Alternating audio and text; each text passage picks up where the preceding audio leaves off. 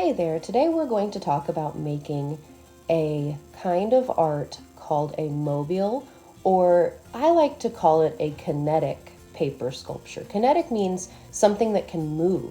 So when we make this mobile, we're going to be making it out of paper and it's going to be hanging on string. And then if the wind blows or if someone walks by, it can move with the wind that is pushing it.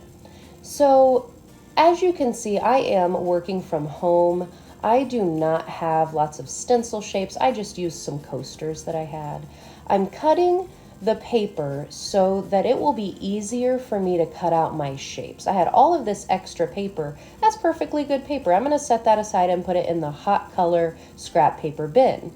When I'm cutting, I always make sure I have my thumb in the circle hole, my fingers in the oval hole, and my pointer finger is on the outside bottom, right in front of my fingers behind in the oval hole so that it can guide where I'm cutting.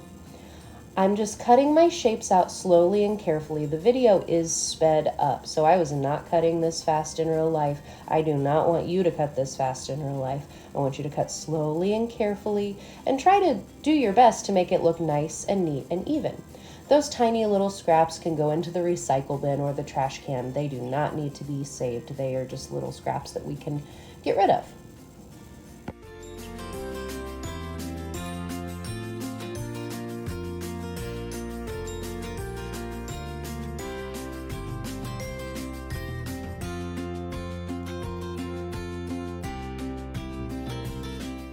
Always remember to carry your scissors point down when you get them out and put them away. Now that I've got all of my shapes cut out, I wrote my name on the back of each one. I started by writing my name in the center, and then I realized if I put tape and a string across the center, we're not going to be able to see our names. So I rewrote my name on the side of the back of my pieces of paper. I will give everyone a long piece of tape and you will use your pincher fingers to rip the tape into smaller pieces.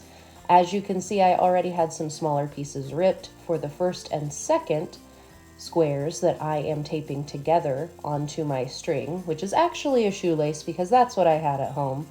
But I'm using just a small amount of tape on the top and the bottom of that string to attach it to my squares.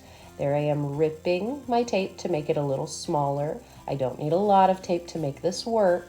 So I'm lining it up. I'm trying to keep my pieces about 2 fingers apart because that's the way I wanted to measure.